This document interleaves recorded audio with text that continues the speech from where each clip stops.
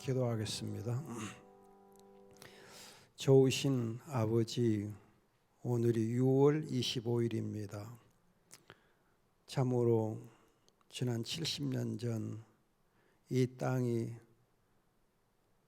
전쟁으로 인하여서 황폐되고 말할 수 없는 수가 아버지 하나님 희생당하고, 또 특별히 교회가 아버지 하나님 어려움을 당하고 많은 분들이 피 흘리며 순교의 제물로 주님 앞에 드려졌었습니다.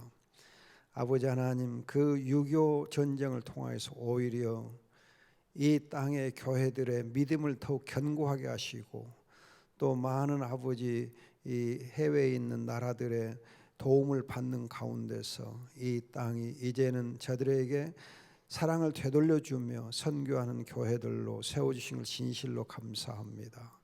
아버지 하나님, 이 땅의 교회가 더욱 주님 앞에 영광 돌리게 하시고 견고한 믿음의 위에서 아버지 하나님 세계 선교 이루는 저희가 되게 하옵소서.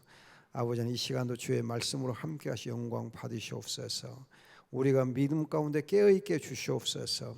결코 아버지 하나님 나태하지 않게 하시고, 또 우리가 영적으로 해이하지 않게 하시고, 아버지 하나님 우리가 참으로 믿음이 흔들리지 않게 하시고, 아버지 하나님 정말 이때에 깨어서 주님 온전히 바라며 믿음으로 향하게 도와주시옵소서. 주님께 이 교회를 사랑하신 것 감사합니다. 예수님 제일로 하는 귀한 교회 되게 해 주옵소서. 특별히 아버지 하나님 우리 박유성 목사님 기억하시고, 귀한 종 그 무릎에 힘을 주시고 그 기도를 주님께 기억하시고 항상 응답해 주시고, 주님이 함께 하시며 그 기도를 통해 이 교회가 아버지 든든하게 세워진 것을 믿습니다. 주님께서 귀한 종을 이 시간도 붙잡아 주시고 함께 주시옵소서. 아버지 하나님께서 이 시간 영광 받으시길 원하옵고 감사하며 귀하신 예수님의 이름으로 기도합니다. 아멘. 오늘이 6월 25일 6.25거든요. 그러면 우리가 사실은 이제 45년 해방이 됐었는데 5년도 못 돼가지고 큰 전쟁을 치렀잖아요. 정말 우리 한국 교회가 하나님 은혜로 이제 해방되고, 그래서 교회가 정말 믿음을 자유를 회복했었는데, 그렇게 해방을 맞은 지 몇 년 안 돼서 교단이 막 나눠지고 교회가 쪼개지고, 참 한국 교회가 너무 영적으로 이렇게 변질됐었어요. 그러다 보니까 하나님께서 주일날 6.25 전쟁이 터졌잖아요. 주일날 그리고 교회가 제일 많이 희생을 당하고, 여러분들이 혹시 영광 법성포 쪽에 가면은요, 그 6.25 때 순교당한 그 교회가 있어요. 거기 보면은 그냥 너무 비참하게 돌아가셨더라고요. 이 공산당들이 성도들을 새끼줄로 목을 묶고 돌을 이렇게 새끼줄에 달아가지고 샘에다 빠쳐 죽이고, 또 바다 앞에 빠쳐 죽이고 해가지고 돌로 이렇게 달아놓으니까 물속에 빠지잖아요. 그렇게 해서 그렇게 처참하게 죽음을 당하게 했거든요. 또 우리 손양호 목사님도 6.25 때 이렇게 순교하시고, 어떻게 보면은 정말 6.25 때문에 우리 많은 믿음의 이 선배들이 참 피 흘리시고 순교 당하시고, 그래서 이 땅의 교회를 더욱 든든하게 세워 놓으셨거든요. 우리는 그분들의 그러한 이제 정말 이 헌신, 또 믿음, 순교, 그걸 잊으면 안 돼요. 그걸 잊지 않고 우리가 늘 하나님 앞에서 깨어 있으면 좋겠다 싶어요. 우리는 6.25 그러면 그냥 이렇게 지나가기 쉬운데 잘 기억했으면 좋겠고, 또 이제 제가 이렇게 정치적인 얘기를 저는 안 하고 싶은데, 이번 뉴스에 보니까는 NYT 그 뉴욕 타임스의 표지에 이제 전 문재인 대통령이 나오더라고요. 근데 이 표지에 나오려면은 상당히 많은 돈을 줘야 되거든요. 그래야 표지 모델로 나와요. 그런데 인터뷰를 하면서 정말 안타깝게도 속상하게도 북한의 김정은이를 옹호하는 발언을 했어요. 정직하다 한다든지 뭐 강직하다든지 뭐 그런 정말 이 말을 해가지고 뉴욕 타임스가 어떻게 평가를 해버리냐면, 아니 고모부를 그렇게 처참하게 죽이고 자기 이복 동생을 그렇게 죽인 그 사람을 두고 정직하다 하면 되겠냐, 그렇게 이 뉴욕 타임스 기자가 써버렸어요. 망신당한 거죠. 정말 우리가 대통령의 그런 국가관이랄까 그런 부분이 너무 지금 안타까워요. 김정은이는 김여정을 통해서 문재인을 향하여서 소대가리니 뭐니 그렇게 막 비아냥거리고 그러거든요. 그런데 그런 사람들을 두고 정직하다고 그러면 되겠어요? 그 사람들 계속 끌려다니면 되겠어요? 제가 늘 얘기하잖아요. 이 북한의 주체사상이 뭐냐? 그건 적그리스도 사상이거든요. 정말 우리가 깨어 있어야 돼. 깨어 있어야 돼요. 여러분, 북한이 지금 1,000만 명 넘게 기근으로 고생하고 있거든요. 그러면 북한이 왜 기근으로 고생을 할 수밖에 없느냐? 이유가 있어요.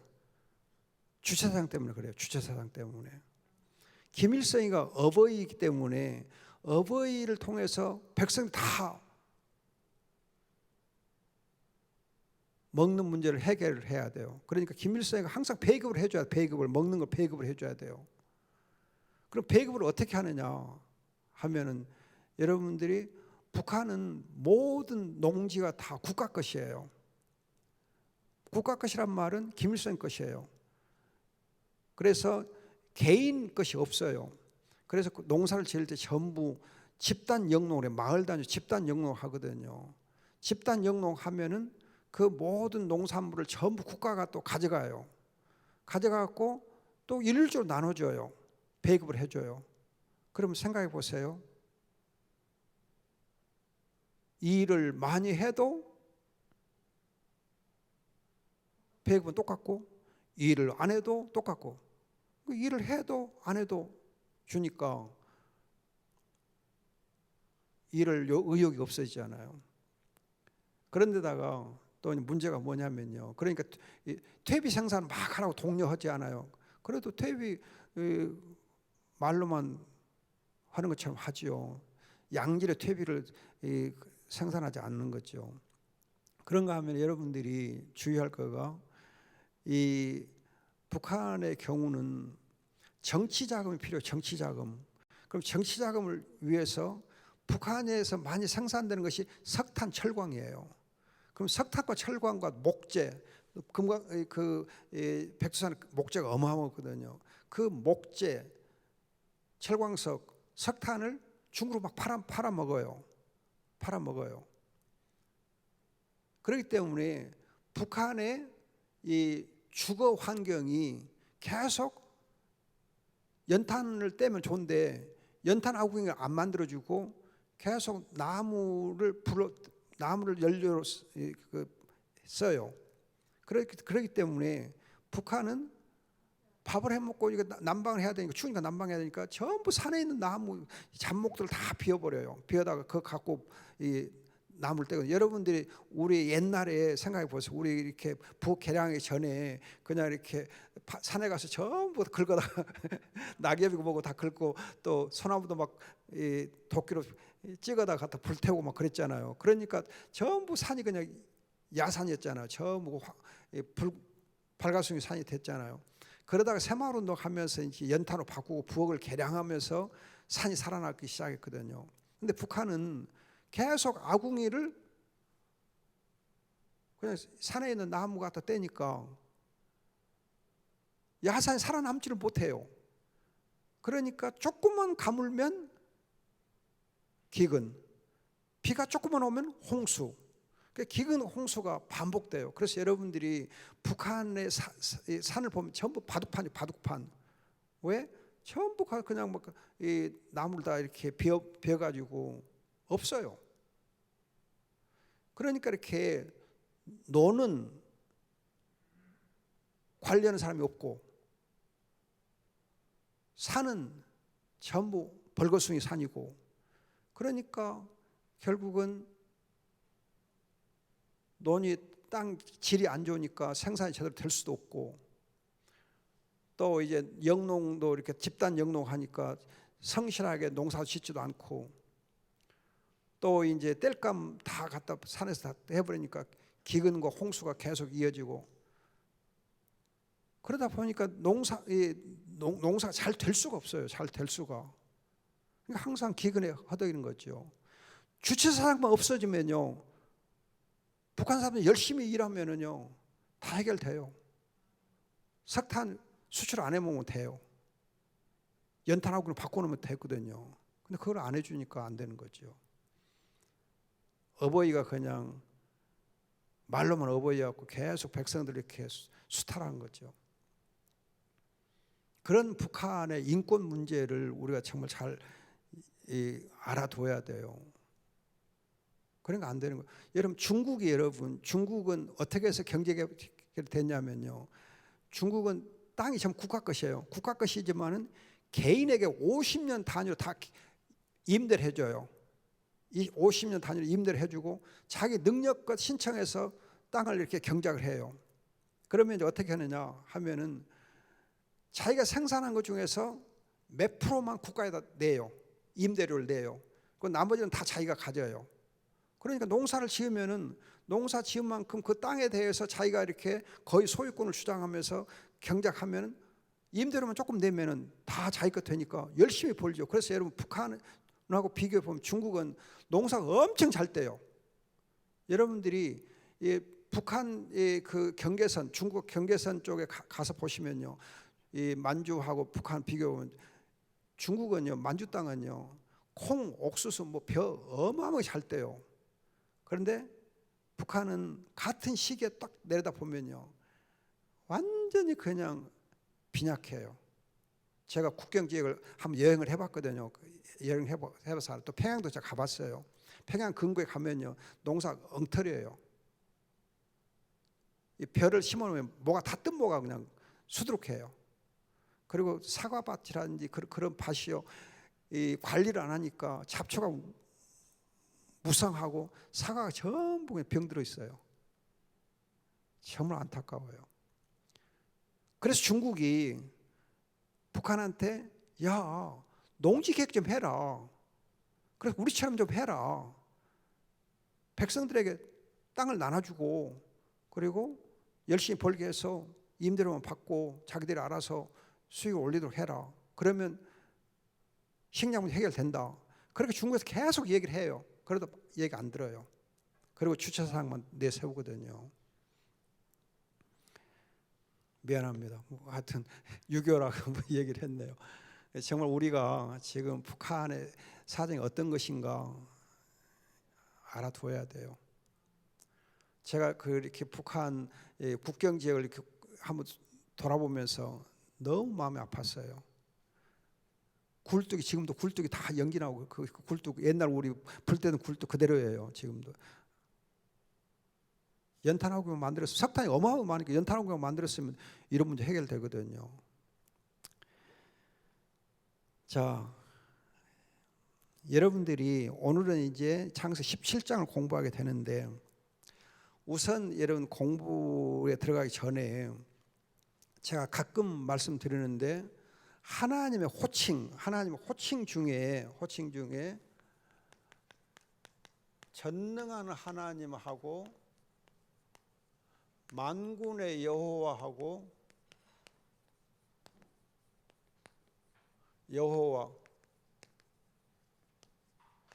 이 세 이름이 다 언약과 관련되거든요. 언약과 관련되는 건데, 이 세 이름을 여러분들이 정말 주의하셔야 돼요. 주의하고 또 잘 기억해 두셔야 돼요. 전능한 하나님의 경우는 언약을 맺으신 하나님,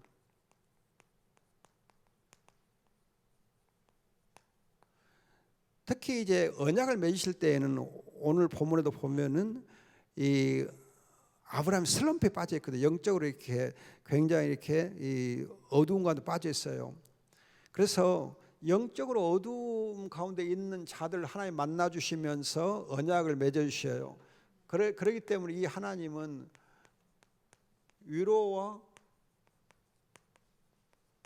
축복의 근원 되신 하나님, 위로와 축복의 근원 되신 하나님으로 전능한 하나님을 이해를 해요. 여러분들이 전능한 하나님을 잘 이해하셔야 돼요. 전능자 그러면 우리는 흔히 그냥 힘이 센 그런 하나님, 천지를 지으신 하나님 생각하기 쉬운데, 물론 전능한 하나님 천지를 창조하셨죠. 그러나 전능한 하나님이라는 이 고유한 이 호칭은 언약을 맺으시는 하나님으로 축복과 위로의 근원 되신 하나님을 두고 말할 때 전능한 하나님을 써요.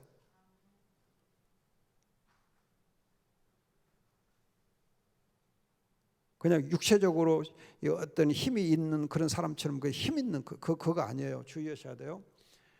오히려 그렇기 때문에 아버지 하나님, 아버지로서 위로와 축복의 근원 되신 하나님이에요. 언약을 맺으시고 우리를 자녀 삼아 주시는. 그래서 우리가 예수를 믿으면 하나님의 자녀가 되는 권세가 있다, 신분과 권세를 얻는 것처럼 이렇게 우리에게 하나님의 자녀의 신분과 권세를 얻게 해주시는 그 분이 바로 전능한 하나님이에요. 그러면 이제 만군의 여호와 할 때, 여호와는 만군이라 할 때에는 천군 천사를 두고 말해요. 천군 천사, 만군, 천군 천사.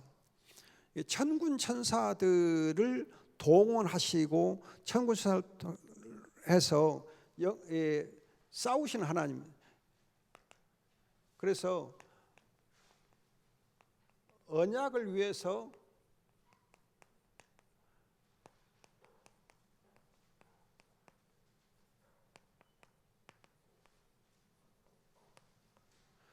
언약을 싸우시는 하나님의 경우는 만군의 여호와 그래요.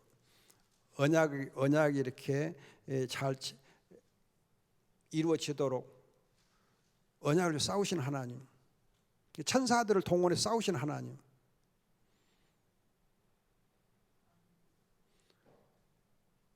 그러면 여호와 경우는 뭐냐 하면은 언약을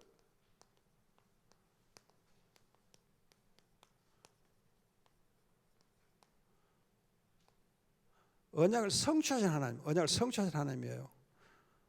그래서 언약을 성취하신 하나님이기 때문에 이 하나님은 성실하신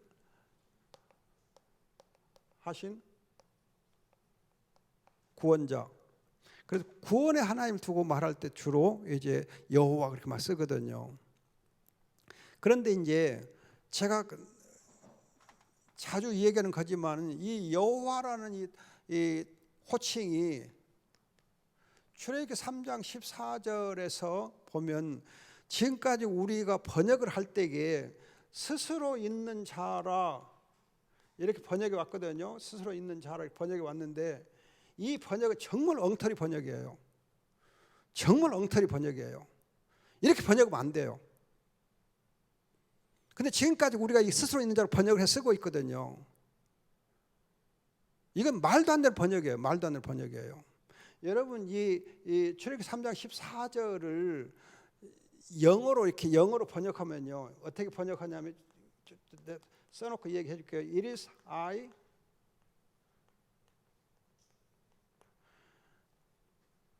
나다. 그때 우리말로 나다. 그렇게 번역해. 나다. 나야 나. 나다 하시는 하나님은 나다. 그 언약의 하나님은 아버지이기 때문에 자녀에게 나다 그래요. 나다.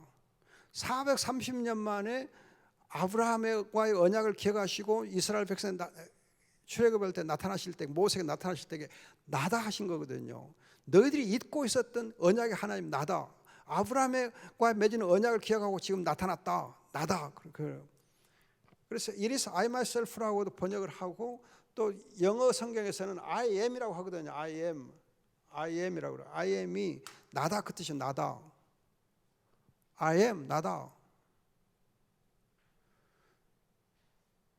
지금 출애굽기 3장은 아브라함과 맺은 언약을 하나님이 기억하시고 자기 백성을 찾아오셨거든요.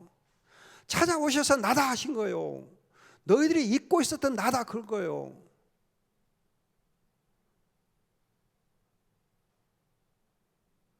스스로 있는 자라는 번역은 헬라 철학의 근거예요. 헬라 철학의 근거예요. 헬라 철학이에요. 성경 사상하고 전혀 관계없어요. 스스로 있는 자는. 근데 지금까지 그 번역을 그렇게 하다 보니까 계속 그 번역을 쓰고 있어요. 그래서 지금 바른 성경, 제가 쓰고 있는 바른 성경에서는 나다라고 번역을 바꿔놨어요. 그래서 여러분 개정 개혁판 성경도 보시면 밑에 나나주가 있어요. 나나주에 보면 나다라고 번역돼 있어요. 근데 히브리의 경우는 나다라고 해야 된다 그런 뜻이에요. 근데 스스로 이제 번역을 해놓고 보니까 그걸 못 바꾸고 있거든요. 바꿔야 되는데요. 이런 개정 개혁판 성경 보면 이 출애굽기 3장 14절 밑에 나나주에 나는 나다 그렇게 되어 있어요. 나다 나. 그 히브리어 본래 뜻이에요. 그래서 여러분들 성경 볼 때 나나주를 보면요, 그것이 본래 히브리의 원어는 그렇게 되어 있다 그런 뜻이에요.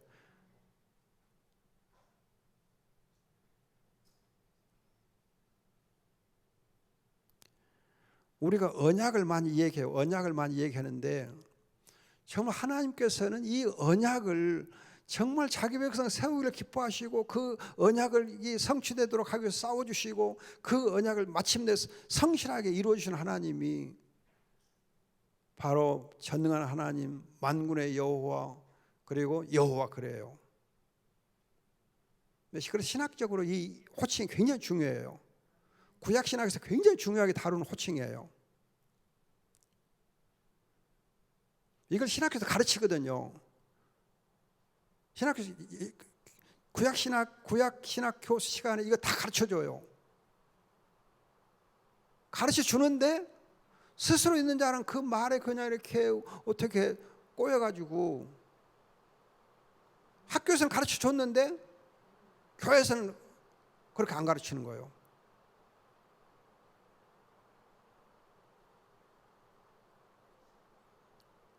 그래서 제가 늘 우리 신학생들이 얘기해요. 신학교에서 배운 것을 가지고 배운 대로 교회에서 가르쳐라. 근데 그렇게 안 해요. 여러분 제가 지금 이렇게 말하면 조금은 여러분들 오해가 없길 바라는데 제가 지금 여러분들에게 일주일에 한 번씩 성경 공부 가르치잖아요. 그러면 목사로 와서 부목사로 와서 다 배워야 돼요. 지들이 얼마나 무엇을 안다고 안 배워요.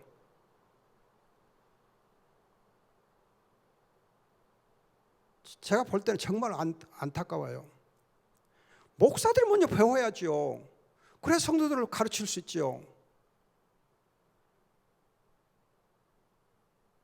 목사는 계속 공부해야 돼요. 계속 공부해야 돼요. 또 공부하고 또 공부해야 돼요. 죽을 때까지 공부해야 돼요.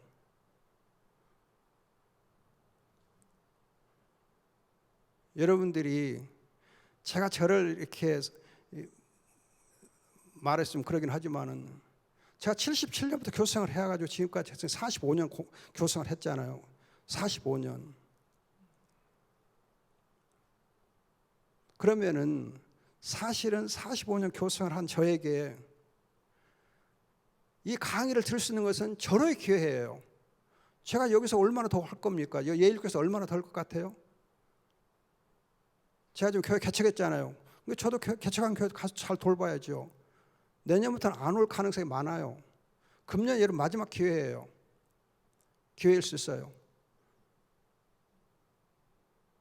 그러면 이 마지막 기회를 가지고 배워야죠.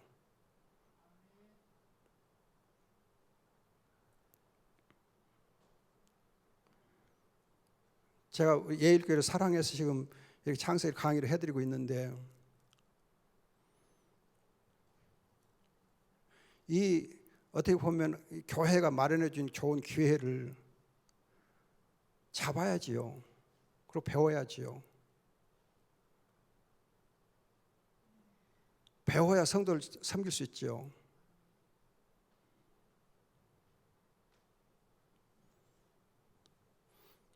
최고야도 전도사가 되어가지고 사회만 딱 보고 가는 법이 어디가 있어요?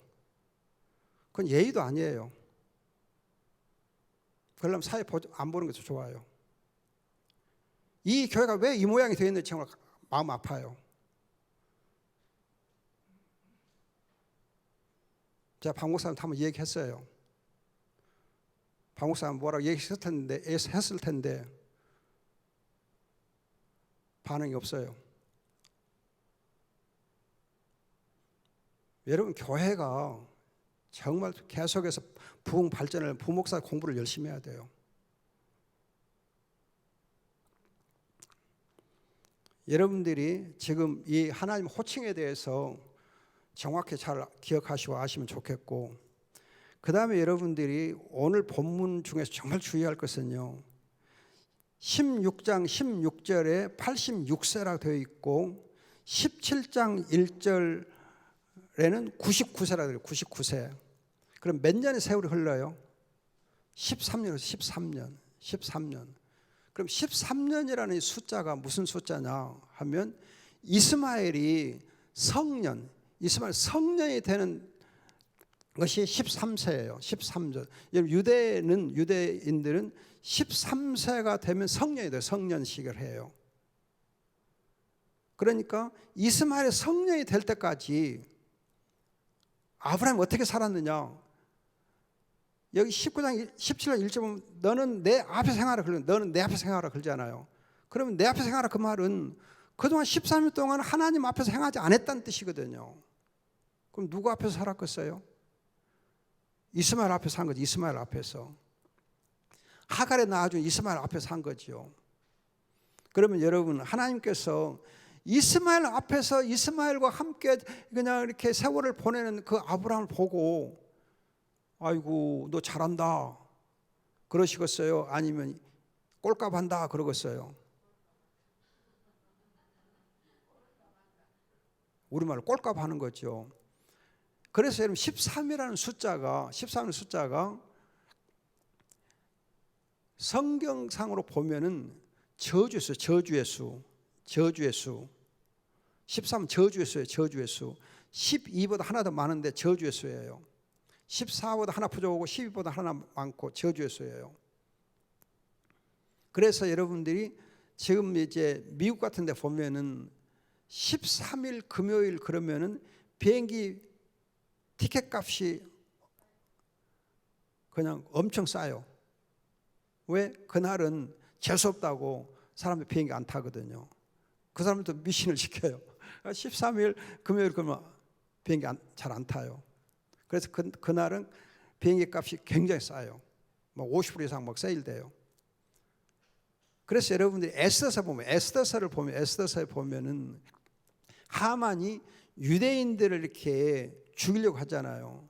그러면서 칙령을 내려가지고 반포하는 날이 13일이고요.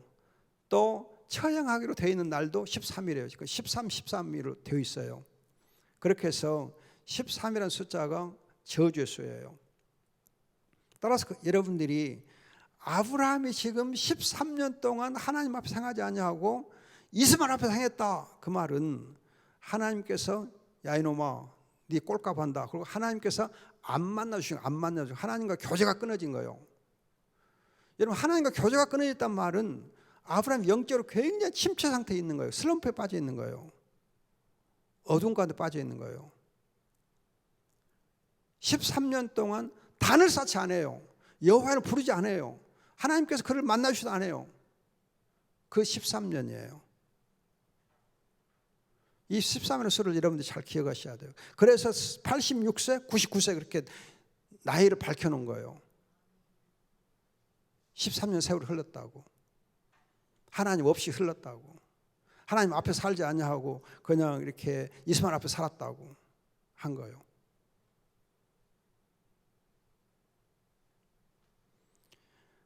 그러나 이제 이 하나님이 아버지 하나님이신지라 언약의 아버지 하나님이신지라 자기의 자녀인 이 아브라함을 찾아오셔요. 그리고는 말씀하세요. 나타나서 말씀하세요. 나는 전능한 하나님이다. 너는 내 앞에서 행하여 완전하라. 야, 일어서라. 그렇게 말씀하는 거예요. 슬럼프에 빠져있지 말고 일어서라 이놈아. 이스마엘 다 컸다. 이제 일어서라. 하나님께서는 우리를 일으켜 세워 주실 때에 일어서라 하고 하세요. 여러분 사도행전 3장 보면은 베드로가 예수의 이름으로 안진병에 이렇게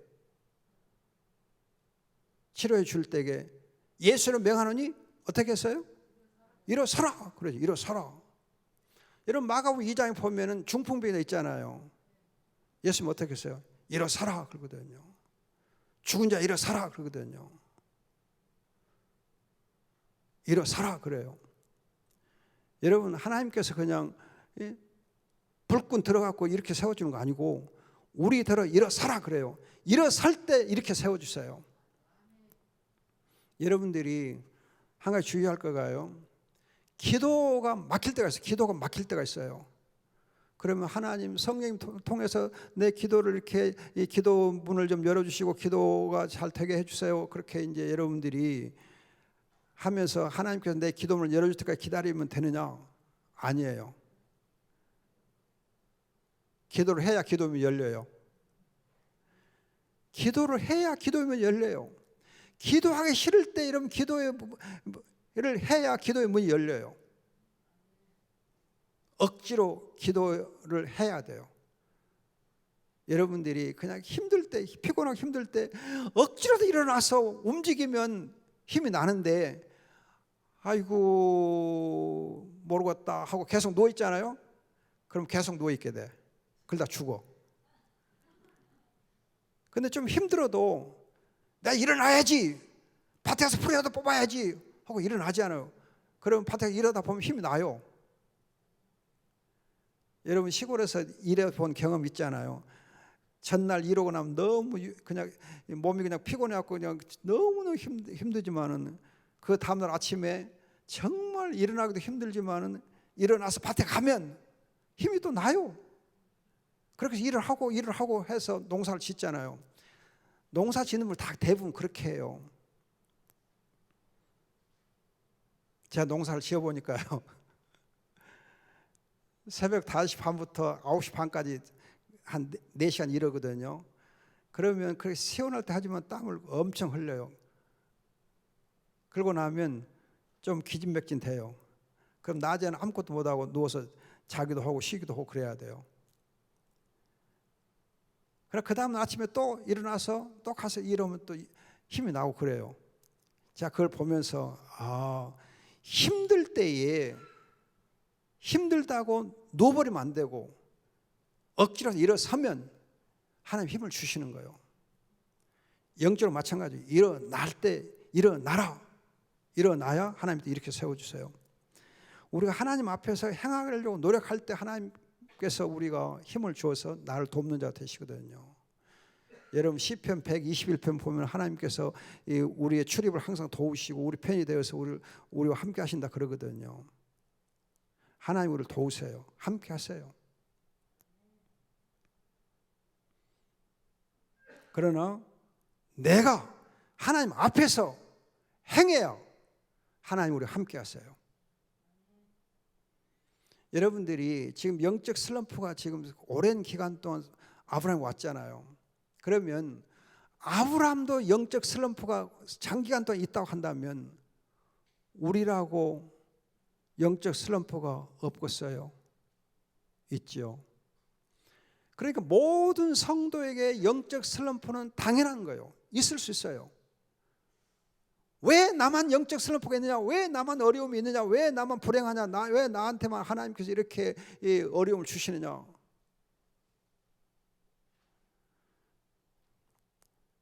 여러분 미국 대통령이 지금 바이든이라는 분이 있잖아요. 그분의 아버지가 아들한테 준 액자가 하나 있다면 액자가 있어요. 그 액자가 뭐라고 되어 있냐면은 영어로 Why me? 그러면 Why not? 이에요. 이제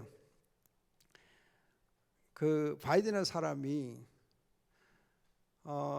나이 젊었을 때 20 몇 살에 이렇게 국회의원이 됐어요.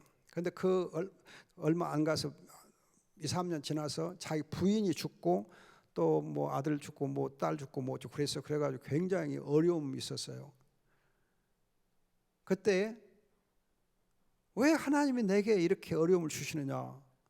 왜 내게 이렇게 주십니까? Why me? 왜 내게 이렇게 하십니까? 하나님이 대답하시기를 왜 너라고 안 돼? 왜 너라고 어려움 당하면 안 되냐? 너라고 예외냐? 그러면서 그 아버지가 이제 이 액자를 주면서 네가 어려울 때 왜 하나님 나만 합니까? 불평불만할 수 있는데 사실은 네가 그 어려움, 정말 어려움의 그 불구덩이를 이겨내야 된다. 하나님 앞에는 예외가 없다. 누구든지 다 슬픔을 당할 수 있다. 그 슬픔의 불을 네가 이겨내야, 불을 통과해야, 그래야 네가 하나님의 자녀의 힘과 권세를 누릴 수 있다. 힘을 얻을 수 있다. 하나님 앞에서 네가 복된 삶을 살 수 있다. Why me? 왜 납니까? 왜 나만 슬픔을 당해야 됩니까? 왜 나만 어려움을 당해야 됩니까? Why not? 왜 너는 안 돼? 너라고 예외야? 그렇게 생각하지 마. 불구덩이를 잘 통과해. 그러면 더 연단돼서 네가 정말 하나님의 복을 받을 수 있어. 그래서 바이든의 그 책상에 액자가 Why not? Why me? Why not? 그 있답니다. 여러분, 우리가 슬럼프를 당할 수 있을 때에 하나님께서 내가 주시는 말씀을 기억하면서 일어서야 돼. 하나님 앞에서 우리 행할 수 있어야 돼요. 그러면 전능한 하나님, 위로와 축복의 근원이신 그 하나님이 우리에게 나타나시고 말씀해 주세요. 여러분, 이제 누가복음 3장 보면은 세례자 요한에게 광야에서 하나님 말씀이 임해요. 여러분, 세례자 요한이 엘리야의 영과 엘리야의 능력을 덧입은 사람이지 않습니까? 구약의 마지막 선지자가 엘리야거든요. 구약의 마지막 선지자가 세례 요한이거든요. 그래서 세례자 요한은 엘리야가 임했던 그 성령과 엘리야가 임했던 그 능력을 덧입은 사람이 바로 세례자 요한이에요. 그런데 그렇게 성령으로 충만하고 성령의 능력이 있었던 이 엘리야지만은 광야에서 그냥 허름한 옷 하나 입고 광야에서 꿀과 또 그냥 메뚜기 같은 거 잡아 먹으면서 따 먹으면서 그렇게 살 때 하나님의 말씀이 그에게 임했거든요. 그가 마지막 선지자고 하나님의 성령, 하나님의 능력이 충만했다 그래서 하나님에게서 특별하게 예외적으로 대우받기를 기대하지 않았어요. 그리고 가장 낮은 자리에서 광야에서 길을 만들었고 광야에서 길을 찾았고 광야에서 길을 예비했고 했어요. 광야에서 길을 예비했잖아요. 광야에서.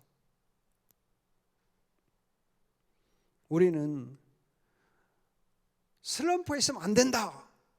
내게 슬럼프가 있으면 안 된다. 그런 강박관념이 있어요. 또 나는 예외적으로 하나님이 나를 예외적으로 대해줘야 한다. 내게는 이런 슬픔이나 어떤 것, 슬럼프가 있으면 안 된다. 그렇게 자기를 스스로 예외적인 존재로 생각하려고 그래요. 하나님의 어떤 특별한 대우를 받으려고 그래요. 아니에요. 가장 낮은 자리에서 하나님과 함께 하나님 앞에서 행해야 돼요. 낮은 자리에서. 특별한 대우를 생각하지 마세요. 물론 하나님께서 우리를 때를 따라 특별하게 대해 주세요. 그건 하나님이 그렇게 해 주시는 거고 내가 스스로 특별한 대우를 받아야 된다. 그렇게 생각하면, 내가 하나님의 자녀니까 특별한 대우를 받아야 된다. 그렇게 생각하면 안 돼요. 하나님 앞에서 낮아짐으로 행해야 돼요. 낮아짐으로. 절대 잘난 척하면 안 돼요. 절대 된 척하면 안 돼요. 내가 뭔가 된 것처럼 생각하면 안 돼요. 잘난 척하면 안 돼요. 제가 지난달에 하나님 은혜로 어쩌다가 교회를 다시 개척하게 됐는데 성도 수가 5명이에요. 예배당은 10평이에요. 10평 5명 성도. 하나님 왜 은퇴한 지 6년이나 됐는데 지금 와서 교회를 개척하러 하실까? 그것도 갑자기. 하나님께서 정말 제게 은혜를 주시구나. 너무 감사하고 너무 행복해요. 하나님이 저를 그렇게 어떻게 보면 인간적으로 낮은 자리에 임하게 하신 것을 감사해요. 하나님이 저에게 5명의 성도를 섬기게 하시고 10평짜리 건물에서 예배를 드리게 하시고 너무 감사해요.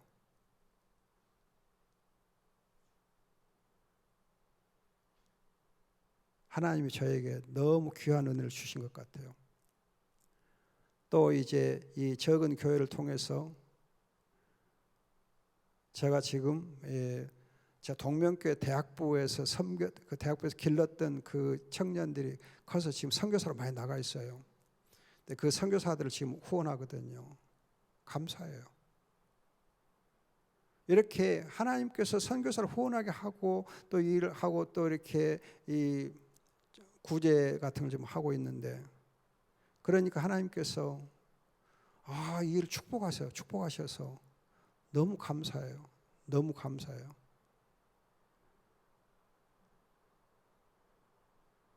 제가 좀 자랑하고 싶지만 여기까지만 할게요. 그냥 하여튼 너무 감사해요. 너무 감사해요. 여러분, 아브라함이 오랜 동안 슬럼프에 빠졌어요. 하나님의 진노가 임했어요. 하갈과 이스마엘 때문에. 그러나 하나님이, 전능한 하나님이, 축복과 위로의 근원 하나님이 일어서라 그래요. 너는 내 앞에 행해라 그래요. 슬럼프 듣고 일어서라 그래요. 여러분, 우리가 슬럼프 혹시 있을 때 듣고 일어서세요. 그리고 언약의 하나님 붙잡으세요.